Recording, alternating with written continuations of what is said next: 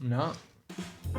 What did you learn about yourself? Was it just an in and out hospital viz for the what's the diagnosis for this gallbladder situation? I'm getting it whipped out next week. When you say, get hold on that microphone. I know you've done this before. I didn't know that this was started. A cold open, as they say in the biz. Well, there'll be an intro recorded afterwards. It's so I don't have to do anyone's credits to their face. Wouldn't that be just horrific? And just like reiterate what the podcast is while the guest is just sitting there waiting. I know it is always an awkward moment. Exactly. And take it out. Take it out. Again, get rid of the middleman. So this is maybe the third time we tried to book this. First time we get a message from you. You're at the hospital. Yeah. And I'm like, I'm nervous. One of the greats is going down. Oh, not our Ben. Just my gallbladder decided to shit itself. What happens? What do people who aren't even familiar with that particular organ? Like, I feel like I feel bad. Gallbladder is a design flaw. Mm-hmm. One of many, arguably, but it's a pretty serious design flaw in the human body. And some people are more genetically predisposed. It's more common in women. What about the appendix? I'm an ally. What about the appendix? Isn't the appendix also useless? Yeah, but Yes. How many useless organs do we have? Gallbladder isn't useless. Okay. It's a middleman for storing bile. So what were you? So it's like a little purse for the liver to put its bile in, and this to is then what you shoot were, out. This is what you were told, I assume, as you were in pain, writhing. Did you writhe? And you know what? I do trust doctors. Mm-hmm. I'm going to say it.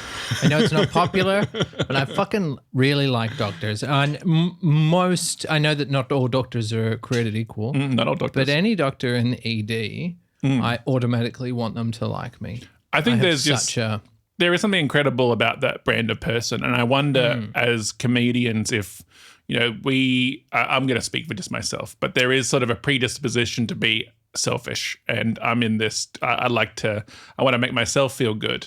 But then there's these doctors, nurses, paramedics, they are in the business of making other people feel good. Yeah. I just turned into a bit of I don't know. There's something about it. I'm like, oh no, please. I'm like a guilt, like a mother that loves guilt. Like, oh, don't worry about me. I'm fine. But, you probably don't want to talk about sort of the gallbladder here, even though it is interesting. And can I just say that the staff at the ED at St. Vincent Hospital are wonderful. Well, let's get stuck into the actual pod. Hey, the gallbladder stuff might make the cut. Yeah. We have some sickos listening. And also a nice little health reminder. And I think it's important to note that I did reach out. I fought through layers of painkillers to message you. It was actually, I was like, I gotta message myself. I gotta message myself. Get on the podcast. They'll hold me down. It's a podcast. I'm gonna put you under. It's like, no, there's one thing I have to do first. Yes, a lot of people do like to send, love letters to their nearest and dearest. I was about to die, and I just wanted to let you know. That's the people pleaser, not wanting to be in any sort of way. But funnily enough, get me in the ED and I'm a people pleaser. Outside, I can be quite a piece of work. I like the idea of a ghost whose unfinished business is to do a podcast. I gotta do a podcast. Some people say he still walks the halls of stupid old studios.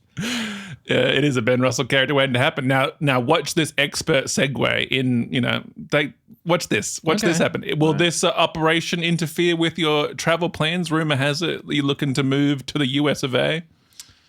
No, I mean, the only thing it's just money at this stage. Mm-hmm. So we're sort of aiming for like the end of next year. Mm-hmm. You want to have saved up enough money to sort of have some sort of cushioning for the move? Yeah. Mm-hmm. You need to go in with a minimum of like 25 grand American. Mm-hmm. And that's just for the border agents. Yeah. Am I right? If you're going to set up to do it, like I've done it before, and I've done it like the little rat that I was, and just, I was in my 20s and I don't just... When you're ready to couch surf and just get around. Yeah, being a little worm, little grub in the muck. And, I'm not that anymore. So I kind of want to do it right. Because you have an American citizenship. Yeah. So we're just doing tax, my tax, because you still have to fill out tax. And I recently found this out. And so luckily they have a system for people like me where you have to do so much back tax, like just declaring and stuff like that. It's What really I've just sort of, here's what I've been up to for my existence. Basically, yeah. Yeah, right. It's really annoying.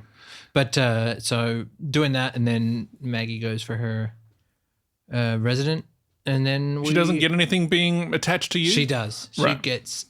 It's not automatic. It's a lot easier.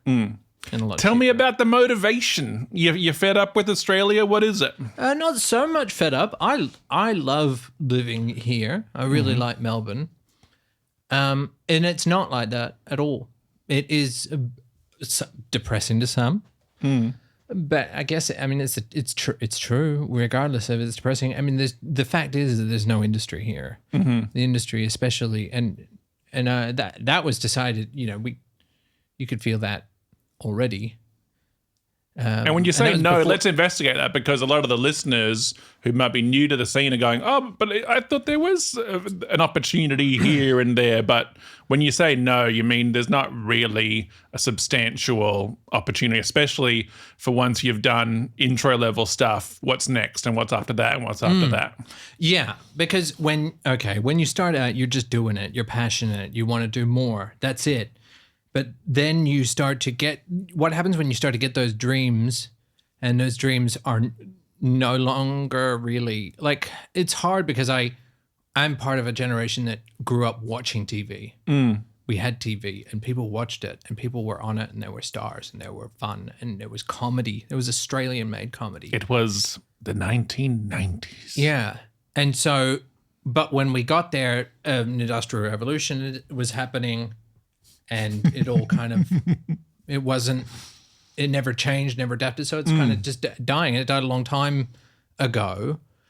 And that's not lamenting, and I'm not complaining, because I don't want to, there's no use being bitter about it. This isn't a criticism of anything, because those conversations are so boring. Yeah.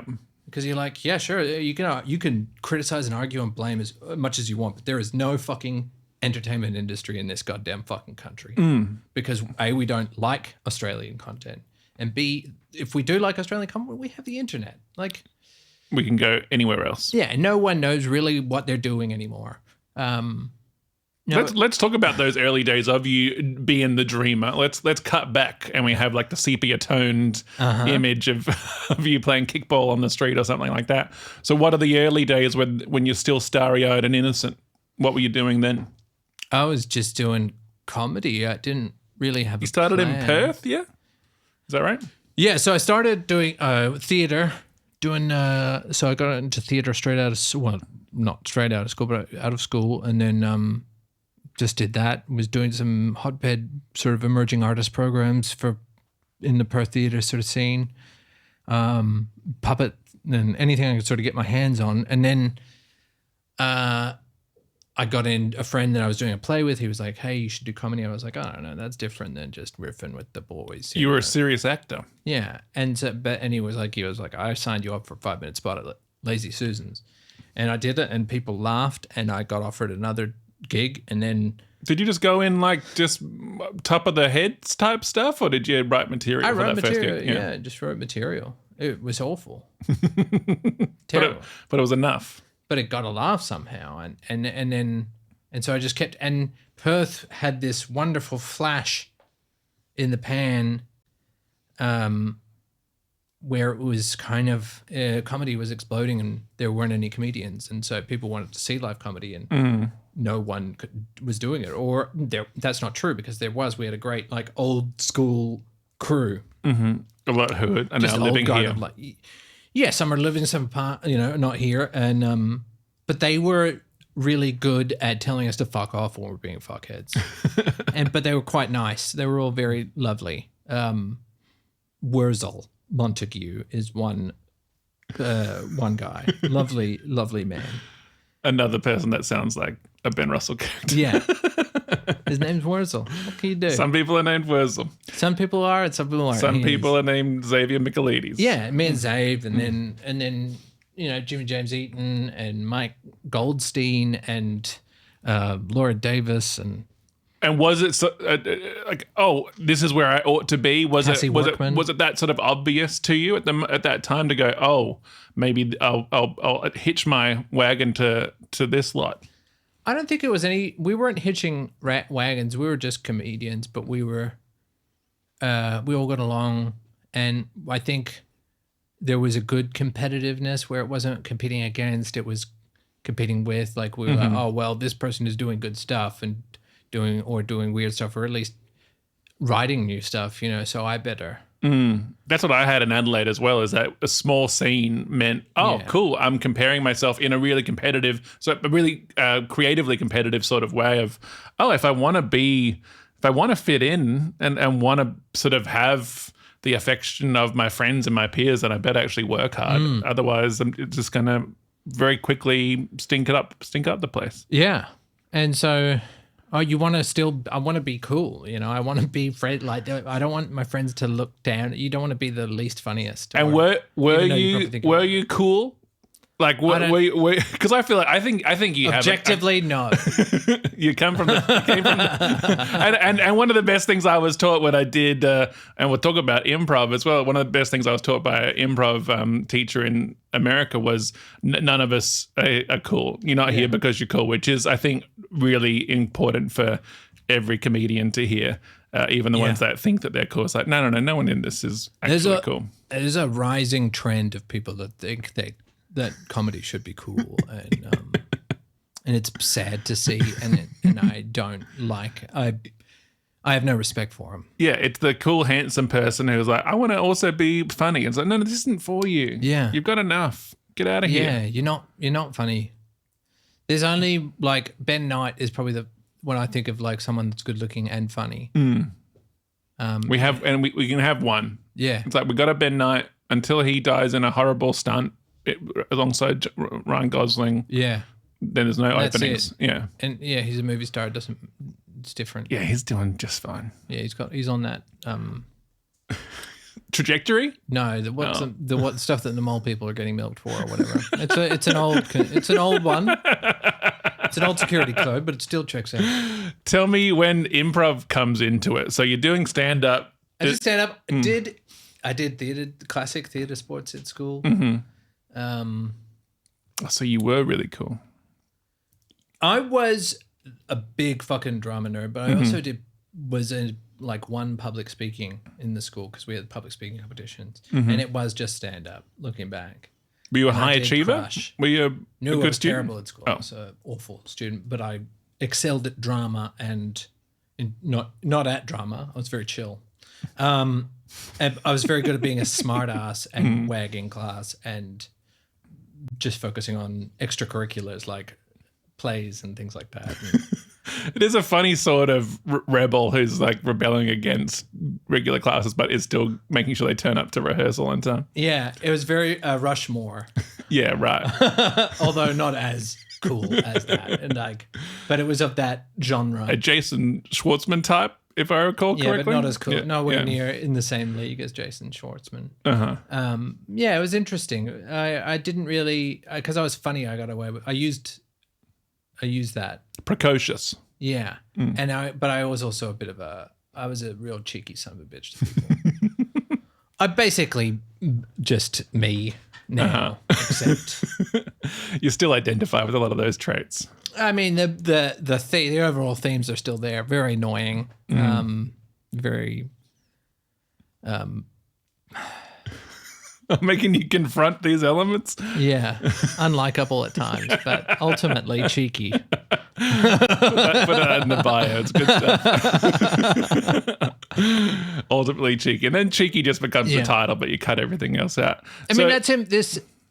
One of the fun things that I got to do in Chicago because this. So if you flash forward to me getting into improv in Perth with the big hoo-ha, and then going to Chicago and just getting going balls deep in it. That's that same sort of thing. The trend is usually, hey, I hear you can do a lot more of this in one of the homes of. Yeah, and Chicago is the only city that it's not stand-up sketch. I mean, improv and sketch don't play ugly stepchild to stand-up in terms of scenes for comedy. It's the opposite. So there's more sketch and improv than there is stand-up, which is incredible. Yeah, it's wild. Nowhere else. Tell me about your Chicago experience. It was great. I mean, what that I can remember that I wasn't just drinking myself away, but it was awesome. What year would this have been? How old were you at the time? 2009-ish, I want to say, that sort of time. It was amazing. It was full on because I was working during the day at Groupon, which was just a startup at that time, and was filled with other improvisers. And then I would go and do classes at IO and The Annoyance and Second City. And every night so Second City had, when I was there, 3 theaters, and IO had 2 theaters, and then The Annoyance had 1 theater, and then you had the Playground Theater, then you had all these little satellite theaters around those theaters. And they're all doing improv. They're all doing like 3 shows a night. And a bunch of jams you can get on as well. And a bunch of jams. So it's too much. And you will see some of the worst shit you've ever seen in that city. It is not like people say, when they ask me about Chicago, they're like, what about Chicago? Was it just amazing? I'm like, yeah. But it was also, there's not, we're not seeing that. We're not seeing a certain level. And just because it's the home of improv, you go to New York and it's going to be the home of stand-up comedy, and you can still see the worst of the worst. It attracts all types. The New York comedy scene, I do not. I'm not no thank you. Yeah. But no thanks. Blake Freeman was on here recently talking about the realities of it. Grim. I'm good. I've seen it. I've been there. So did you move to Chicago, or were you just doing the short stay? Yeah, right. How long were you there? 5 years. 5 years. Wow. And what did you learn in that breadth of time? Because those who are listening who have just done the short, you can go and just do the intensive over a month. Is you get just a snapshot of it. You got to see a fuller picture of it. Did you start getting aspirations? I want to be on the main stage of this particular theater, or I want to be one of the people. Did that happen for you? Did you feel like there was movement, momentum? I still felt like I was a weird comic, more absurd in nature. But that's just my voice. But I would say the most important, valuable lesson that I learned over there was I think I found my comedic voice there. Because it's filled with intense scrutinization of what you do and how you do it and what it is that is funny about you and why it's funny. From your peers, from your coaches, who's scrutinizing? Teachers. Yeah. So teachers and directors and writer, it's just you have to be able to condense yourself into a certain brand and vibe, because especially in Second City, they do have certain archetypes that they will cast their shows in. And they're being a bit more practical than I think the Australian scene is for a lot of the time, going, hey, if you want to turn this into a profession, here's how you should package yourself. Yeah. Rather than in Australia, I think a lot of people are just sort of having a go without a strong sense. No one knows. No one's been trained. No, they've been doing it for so long. They've got labels for everything. That's why it's interesting to go to their classes, because every sketch has, this is the fish out of water. This is center and center. It's just the way that they teach, because they've really boiled it down to a format. They've taken all the love out of it and all the comedy out of it, and just managed to, it's a maths, it's science. Yeah, and be able to sell that. And I think that's really interesting in itself. How did you get labeled?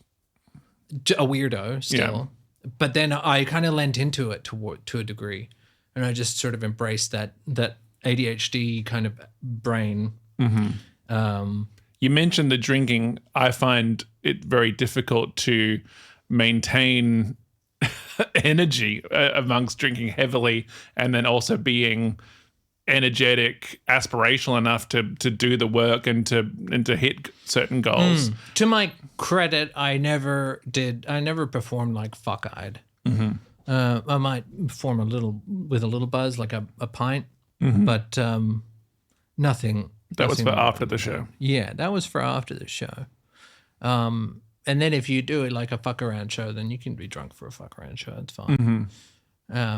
So what did you bring back with you? What did you bring back with you? That was my thoughts. What did you bring back with you to Australia? Because the first time I saw you would have been Tokyo Hotel, which was what, 2015? Something like that, yeah. So that would have been soon after you returned? Yeah. Yeah, right.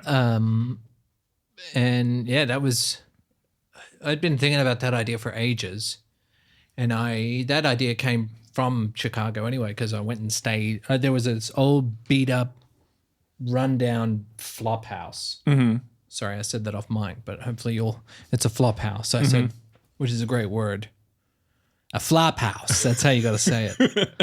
And it's an old flop house by Addison. Or taking drags on a cigarette in between. Yeah, and it was like that. It looked like it was out of the Blues Brothers, sort of one of those men's only hotels.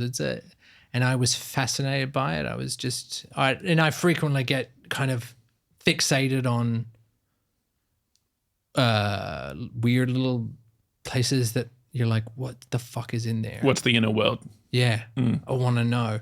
And so I just stayed in there one night. Oh, wow. You actually went and did your research. Yeah. I thought you were going to say like, so I just let my imagination take over. You're like, no, I'm going to actually stayed in there. So do some proper journalism. And it was like out of being in Barton Fink, like it hadn't been changed since the 30s. It was, or 20s, I would say. It was so just there. And stereotypical what you think, that sort of like noir detective or Coen Brothers style film. That's what it was. And were you coming in here taking notes and going, I could turn this into something? I wasn't even noting. I was just be like, I just wanted to stay there. And I had stayed in some pretty terrifying hotels before, and this one wasn't that terrifying, to its credit. There wasn't anyone trying to like bash down the door or like fiddle with the that side room door. Oh, yeah. All dodgy. I've stayed in some fucking horrific places. I hate that door, the door that goes to the next room. Yeah. Why is it there? Yeah, Who the fuck's to go outside, come back? It's the worst. Anyway. So, but it was a point of inspiration for you. What actually motivated the trip back home? Because for many people who say, "So long, stinkholes, I'm moving to the US or I'm moving to the UK or whatever. See you never. I'm better than you." I'm not saying this is what you did, but there can be a certain feeling of returning. But were you returning? I wasn't returning to Perth. I think coming to Melbourne instead. Yeah, I think I was going to Melbourne. I hadn't lived in Melbourne. I was born here, but I never lived here. And it was different because I was moving back as kind of like in my head, and still I agree. I met a girl and I looked at it kind of like this is a second chance to like actually kind of go for something. And so I just went for it. I didn't really think about it.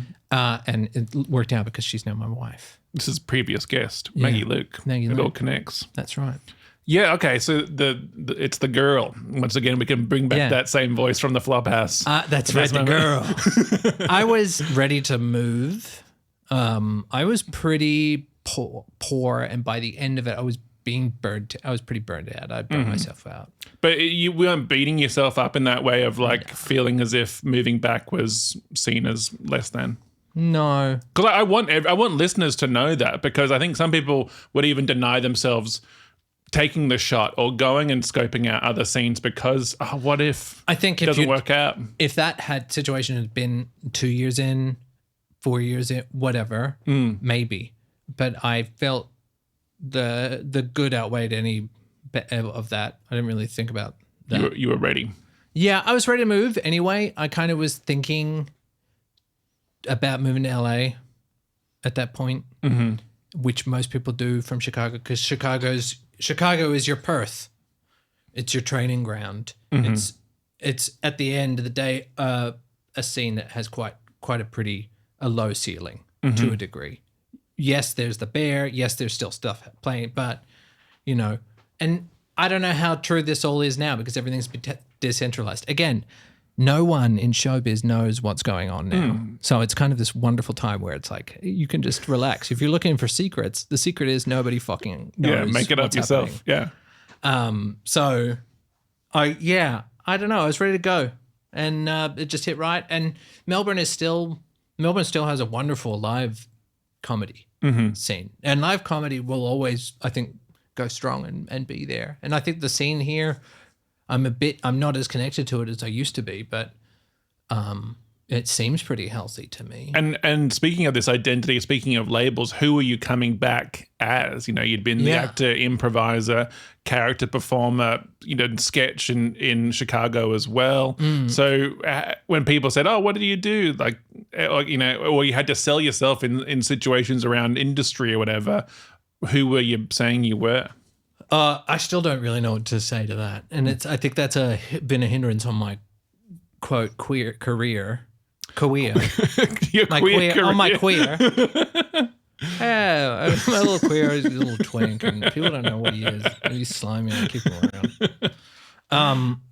No, yeah, I think people don't know exactly what I am because I'm not just a stand-up. I do acting and I do sketch. And do you beat yourself up about that? Because I sometimes get sort of kind of not necessarily concerned, but maybe some level of envy from people that are like, they're doing one thing really well, really clearly. That person does this. If anything, that just means that the people that are making it, like, they don't have time. They don't care. They're not going to comedy. So if you just make stuff and they see it, they'll be like, let's just do that. Let's go with that guy. Who's this guy? Oh, he's that. Go. So that's always been I think that's the root of it. I mean, know your brand. What you want? Give up improv? I've tried that. I've tried giving it up, and I'm not happy. Improv is a great release. It's like. What do you mean you tried giving it up? Because I feel like with everything. Well, I just when I came back here, I did stuff with TIC, and the TIC was a lot smaller than Ramshackle. This is the improv conspiracy. It was it was early days, and I just wasn't. I couldn't do it. I couldn't go from IO to them, and that's not a criticism. That just like, bigger to smaller. Yeah. And so I just went went full blown into stand up, and luckily there was Crab Lab was happening at the moment, which was this wonderful kind of like. Oh, I miss it so much. Wonderful time. It was a beautiful experimental room, and great for the weirdos amongst us. Yeah, and so I just went into that, and then I just needed to have that outlet because I think there's a lot of people who are like try and draw up borders between it, and you're like, it's comedy. Are you not funny enough? Like if you're drawing up guidelines and are being a snob towards improv, like improv totally deserves no respect. But that's part of well, let's talk about that. Why doesn't it have because that's what respect. Makes it so good. Right. It's nothing. It's ephemeral. It's meaningless. So it's just there's no one to impress. There's no stakes. It's just your comedic voice playing with other people. And I think it's more obviously dorky as well. I think that's. I think as we said before, comedians are making this real effort to try and hide how dorky stand up is. Stand ups, you're putting on little plays. Yeah, you're a fucking nerd. Oh, you should put the little punchline at the end so I can wow the people with my magic twig. I think it's really funny having any superiority over improv, sketch, whatever. It makes you look like a fucking idiot. What have you experienced, like, because with your show, like, because you initially had, what was it, teaching your dog how to read? Was that the name of the show? And that what the premise people was? People deemed that acronym too difficult. And so we changed it to something good. But the idea was to bring comedians, stand-up focused, to an improv. Yeah. What did you notice about? Because you asked me what did I learn after all the going through all the systems in Chicago, and I learned that none of that shit fucking matters, and improv rules will just like they'll fucking drown you. You'll be a worse improviser if you worry about. Okay, tell me about some of those, because we've got some improv nerds who listen to this show. Sure. So, like, what are some like key things? Like, let's go to the biggest one. Okay, you want me to get really? Yeah, fucking we get in the weeds on this show. People get confused if you believe that improv is following all the rules and doing a checklist, then you are coming at it an academic standpoint, and you should write a fucking paper on it. But just know that you're welcome to do it as a hobby, but you'll never really grow or progress. You have to understand and master those rules, and then fuck them, and then never think about them ever again. They shouldn't be in your head at all. They shouldn't be there because you should be on the scene and committed. There's no commitment. There's no goddamn commitment in improv. I think there's a very common scenario where students of improv will go to like an ensemble show or go and see a big show. Like Ben Schwartz was in town recently, and like immediately after it, because it was just packed with improv nerds, I could hear people who were clearly students or grads of classes immediately dissecting it in the most irritating sort of way. And, you know, I'm obviously a comedy nerd, dear listener, so I was also thinking about the show, but I wasn't immediately jumping on. Like some person right next to me went, oh, they didn't do very much mapping in the show. My friend Lauren, her show did a lot more mapping of ideas, and I'm like, just relax. Yeah. And you're allowed, like, people are allowed to have this as a hobby, and they're allowed, bad improvisers are allowed to perform, and I think that that's wonderful. And you're even allowed to do well and make a huge career out of it if you're terrible and not funny. But, like, you got to just enjoy stuff, just live. What makes a good show when it comes to improv? If it was funny. That's it. Kind of. Yeah. If you don't, I don't know. I don't know what makes a good show. For me, it's a good show if scenes are allowed to like sit and they've got strong character and it's not conflict and it's just it turns into a sketch because you're not worried about conflict. You're worrying about like the patterns that are there. So it all looks, you do these little cheap repeating tricks that make it seem like magic, that make it look like it's all prepared. But and the audience is just gobbling it up. Yeah, you're just repeating the same things, different intervals. And when you say about the conflict is so often when I'm watching newbies do improv, it's this idea they step into a scene and their characters are immediately fighting when they could just cooperate. And don't get me wrong, I love fighting, but I hate it when I get sucked into it. I'm happier in a scene without it. Yeah. I'm happiest in a scene when I'm just fucking got super fixated on like the first thing, and I just will go into the most mundane. And if you're working with someone that you feel totally relaxed with as well, then those examples I was going to refer to before, that scenario where students will go and see an ensemble or a big act, and then they'll go, hey, all those rules that we were taught, they weren't doing any of those things. And I think the people that are looking at the maths and the science, that is where they sort of discombobulate and unable to compute because they were taught all of these things, and then the people on stage they don't seem to be adhering to all of those. Yeah. But it is just them going, oh yeah, I learned all of those and now I don't have to be putting them front and center anymore. The idea behind something good is that the rules don't matter, and it actually is something, and this is annoying and it's not good for any of us, but like you can't teach funny. You can teach techniques for funny. So to channel it, and that helps. And especially with improv, it's like acting. It is acting, and acting has acting schools that we teach techniques. And so that's good. And there's writing classes and how to construct things, but they'll never teach you funny. You kind of have to develop that yourself. And some people have talent, which gives them a head start, but most people just have to work. So, I mean, that's it. The reality is it's a lot of work, and at the end, if you live in Australia, there is no industry. And very little reward to show for it. Yeah, you'll be locked into the live show cycle unless you try and break out of it and do something different. Because even though what it seems like I'm saying doom and gloom, it's actually a very interesting time, I think, because no one, as I said, no one knows what they're doing. And there is nothing, so there are no stakes. And you can make things so easily.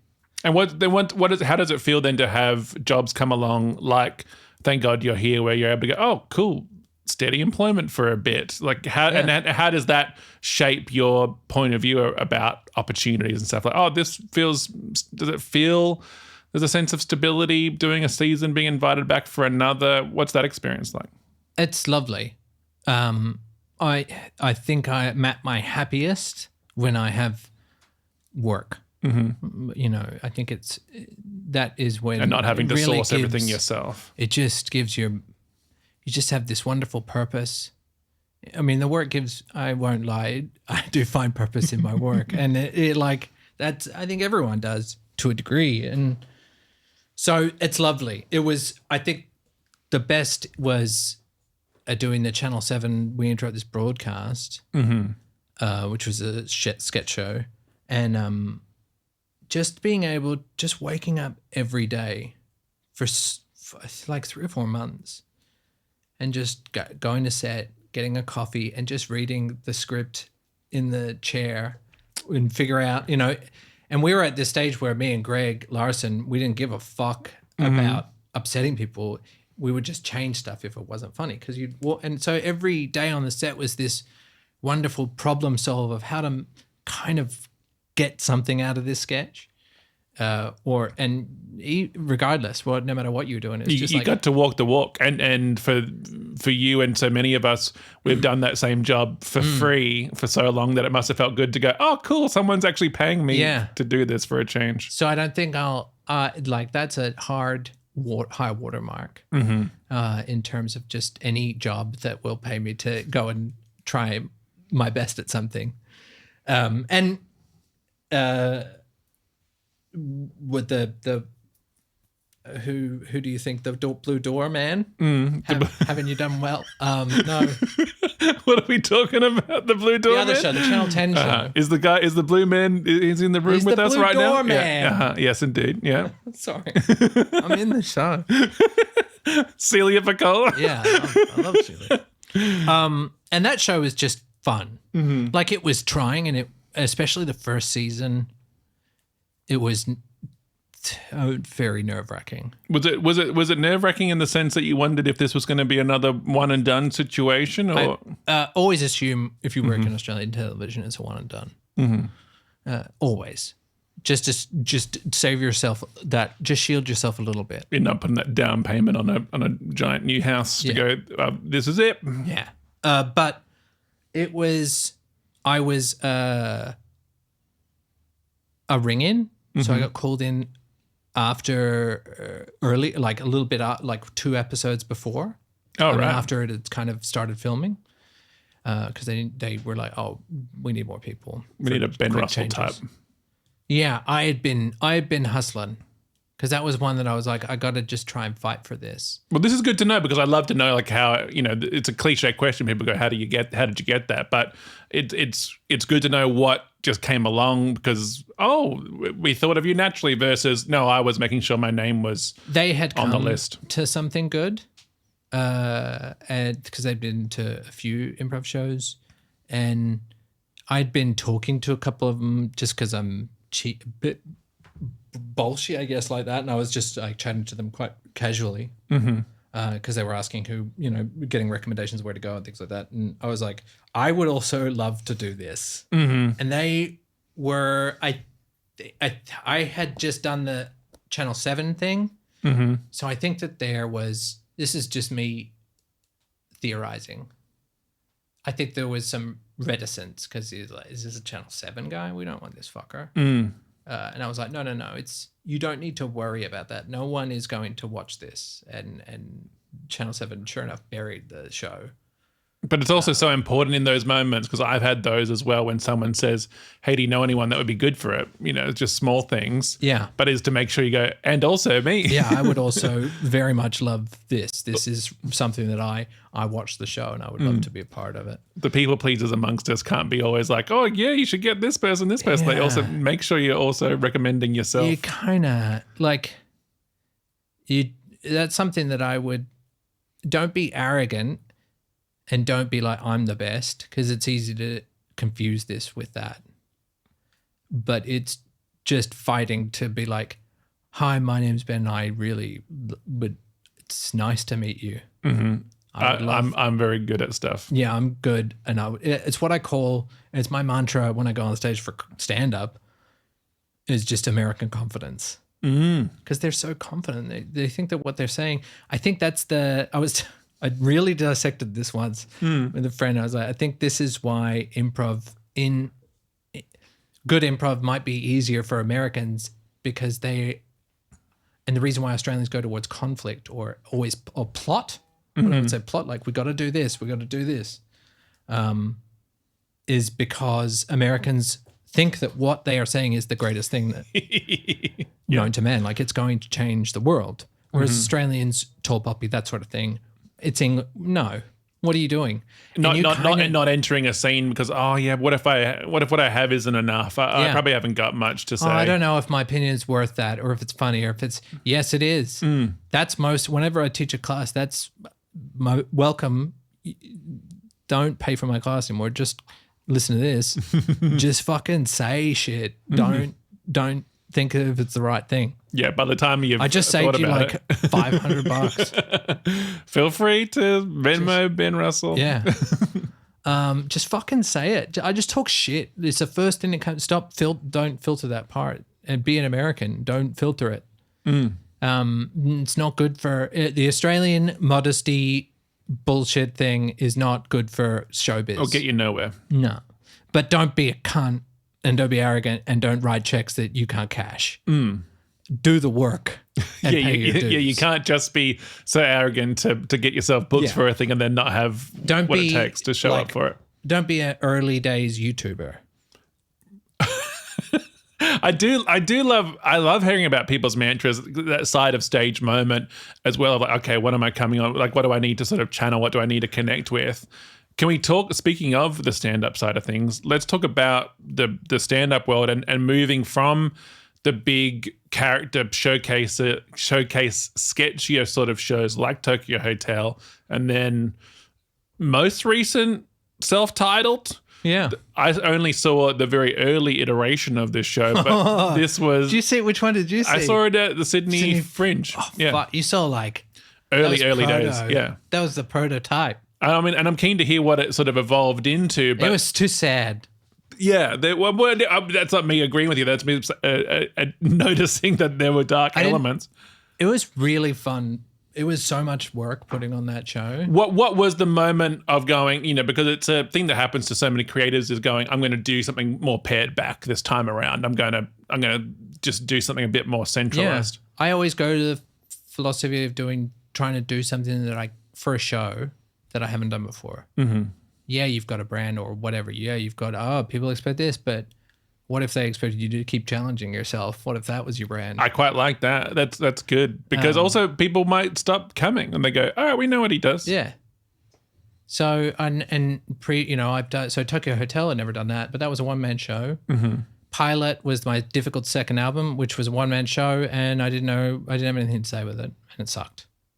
I didn't see it. Third one was just a throw everything in a bowl show, and it was one of my favorites, called Feelangst, and I loved it. And it was just a joy to perform. It had a little bit of stand-up and storytelling and like great stupid shit. And then we were like, let's do this walking tour where we don't have to pay room fees. Which was incredible. And that was such a moment as well. Like everyone was talking about it. It was COVID. Yeah, it was COVID. Yeah. It was an incredible show.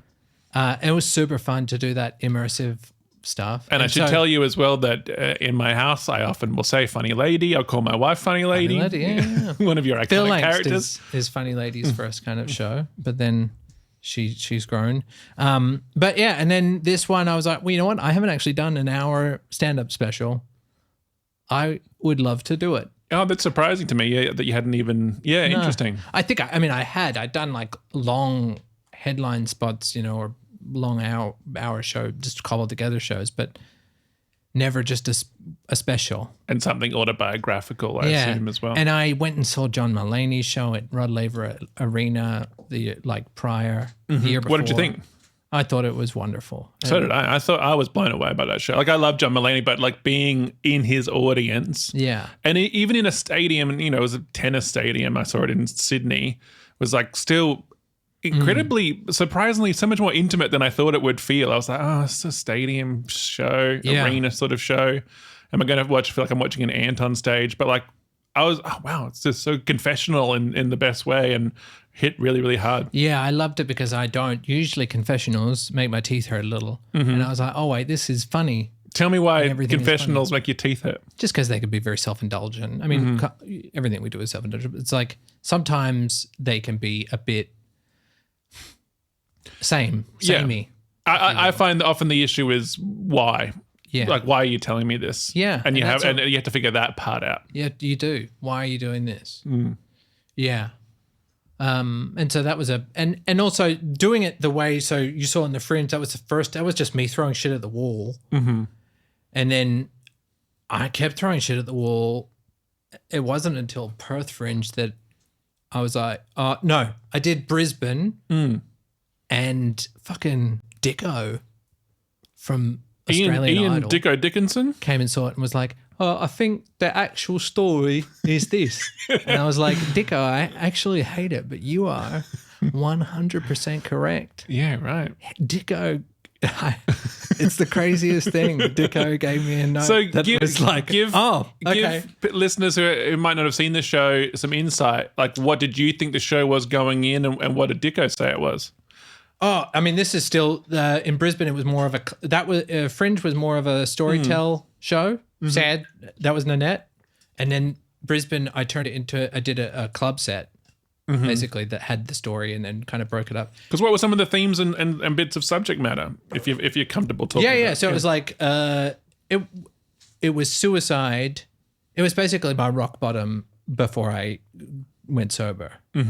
And dealing with alcohol. And was that always the goal going in? Like, that's what I want to be tackling? It just seemed like the only thing I could talk about because it had dominated my life. And it was really the only thing that it was just it was front of mind. Yeah. And through doing that, we went into Perth and we really wrote it down. We scripted it all out and went through it pretty much. This is you and Maggie? Yeah. Who directs all of my shows. And then we went through it with a fine-tooth comb and just crammed as many jokes as we could into it. So any bit of like darkness would immediately be hit with a joke. And I found it was a wonderful exercise because I found like building that tension with talking about dark shit is like a cheat code for building tension. And you can just follow it up with a punchline that is mid. Even a mid punchline will get something good. Because it's just precious relief. Yeah, it's like you're building that tension and releasing it. And so that's a real cheater's tool. And some people, I think, as you were saying, don't adhere to that. They go, we'll just do the confessional, the darker stuff, the heartfelt stuff, and forget to go, I also need to provide that relief to the audience. And so I did it Perth, Brisbane, Sydney, and then did a bunch of trial shows and then did the last 2 weeks of the comedy festival. Because so many newbies who listen to this who are doing their first or second or maybe their third show and so often putting the pressure on themselves to have it cooked out of the gates, when did you start along that development to go, oh, this feels closer to what I want it to be? This feels like it's taking the shape of a show that I'm proud of? It wasn't until the end of Perth Fringe, and then I went back over and I did the Gold Coast last festival. So that would have been a dozen performances more? Yeah. Yeah, it was like 14 or so shows. And then it wasn't until Perth that Maggie got the structure, and it wasn't until Gold Coast that Maggie came up with the end. And so it was like, once we kind of had that structure of the timeline and the show, everything just slotted in because we had done all the work. But once we just got the main structure, and then fucked with it, it all just felt right pretty much immediately. And we're like, great. And now it's just like, let's just tweak stuff every single fucking night. And I suppose you've answered this, but if there's anything else to add, what's the value of working with a director? So much work. I mean, collaboration I love it so much. And you have someone else there if someone else working with you, another eye, you don't know if something is funny. You don't know all the little things that are happening, and you can't see structure. You can't, when you're performing your own stand-up, you cannot, it's very difficult unless you're like experienced people. Yeah, can do it. But get a director, and not just get a director, but I would say get someone that understands the commitment of what they need to do. It can't just be like, oh, we're going to get a director and then you'll put your name on the poster and you'll see one preview and then that's it. Like, yeah. Someone who's there the whole way through. It needs to get from Genesis. You need to work with a director. You'd be like, I want to do a show next year. Okay, great. It's more a devising process. Which is the part I love the most is from the ground up. It's really nice. Some people will come to me and they've already got a lot, which is totally fine. Yeah. I'm still excited to work with them, but it's so nice to do the dramaturgy, devising side of things where it is, I've got blank pages. What can we do? Yeah, it's just you can't see everything. When you say you can't see structure, structurally, I like to work in three acts. Is there a particular structure that you like to approach a show? It depends on the show. So say like No Show with Xavier and Restaurant Fuckheads, which were 2 festival shows that it was Zave. We really worked on, I think the first show we really worked on the 3-act structure, and then the second show we really worked on Save the Cat style screenplay structure. Yeah, interesting. Which is not a huge departure from. No, you do have to tweak it. Like it's a 1-act play. Like so you're gonna tweak all that, but it's a great place to start. It's a wonderful place to start. That format. And I love. I'm a big nerd for structure, and I think it's always exciting to know that even the weirdos and the silly billies amongst us are still adhering to that stuff. Even Sam Campbell. Even the weirdest Sam Campbell himself. Worm. So tell me, as we sort of round out our time together, what's next? You've done so many things. Like, what is going to be the thing that keeps making you happy? What's going to keep you interested? You say about the previous show was always sort of challenge yourself and trying something new. What would the next 5 years in an ideal way look like? Yeah, I think that's really interesting because I have been asking myself the same question. I think trying to put my money where my mouth is and doing stuff, making my own luck. I'm just starting to make a bunch of stuff like sketches. I got a movie that is kind of trying to get funded. Oh, cool. That probably will just do on the real cheap, but you just got to make things. Things are not going to be perfect, and they're going to be for free, and you just got to do it. The wonderful thing about like getting older and turning 41 this year is that you kind of get to start to see the fruits of what you thought was just mucking around. Yeah, it's paying off. And also, I'm hoping you also see outsiders who see your work and have been familiar with your work for such a long time. And, I've always been so impressed by your work. And from the outside looking in, where you only get to see the sort of Instagram-y sort of snapshot of the people's social media presence, but go, oh, like always doing cool shit and always getting really great feedback and a lot of respect. Yeah, I think the goal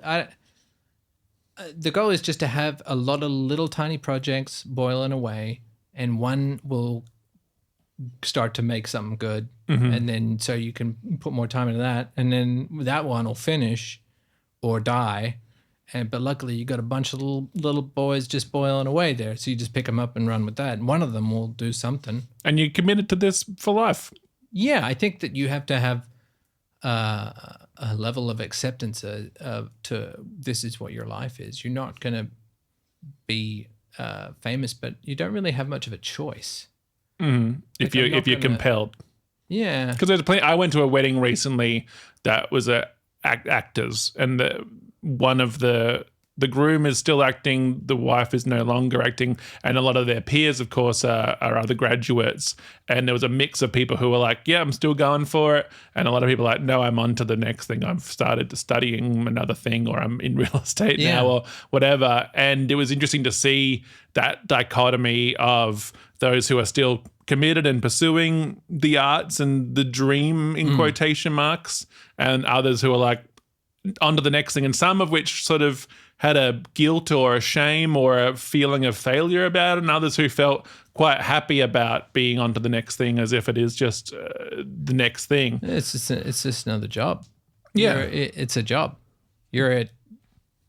But also I think there is a compulsion, for better or worse, to go, no, I'm going to stay in this world. I mean, that's the problem. What do you do when you kind of... Sure, I think I haven't won an Oscar, but I have kind of achieved my dream in that I am just a working actor, comedian. And so what do you get? What do you do when you've done that? Like, what do you do when you... I've seen... The problem is that you see... I got the Channel 10 show and it was so much fun, but then you're kind of like, that's kind of it. Now what? Yeah, and you're like, that can't be it. That's the... I guess that show is kind of the peak of Australian comedy. And this isn't me bragging, but it's like, I don't know if that's enough for me. Yeah, well, it's the Edmund Hillary of it all. You get to the top of the mountain and you go, what's the next mountain? What's the next thing? I'd like to just... there's no... what do you get when you get what you want? You kind of just keep going. Yeah, and try and do more of it. Yeah. Or get another Oscar. And yeah. keep trying. It doesn't stop. You never get satisfied. And that's totally fine. Just resign yourself to the lifestyle of this cyclical nature. I used to fight it. I used to hate it. Of wanting to feel like there would be a feeling of I've arrived or I've made it. I've arrived or not, or just that cyclical nature of no work and then work and then work and then being like not knowing where you're going to get, relying on stand-up for income, which is the most terrifying thing in the world. But yeah, just accept it. You can't find it. It's not going to get better. There's no help coming. There's no cavalry coming. There's no one here to help us. You were there at the election. No one talked about the arts. No one cares. There's no cavalry. Yeah. It's up to us to do something ourselves. This is strangely inspiring and stirring. It seems like I'm bumming. I'm trying to... No, I love it. And I'm 13 years into this, so I have that familiarity to go, I know exactly what you're coming from and I know what you mean. And it's also good to hear it for people that are in the early years so they can go, oh, cool. There'll never be like a thing where it's like now everything makes sense. It's all about the work and doing the thing and then the next thing. I'm just trying to get people to calibrate their enthusiasm. Is this Wurzel? No. It was Andor.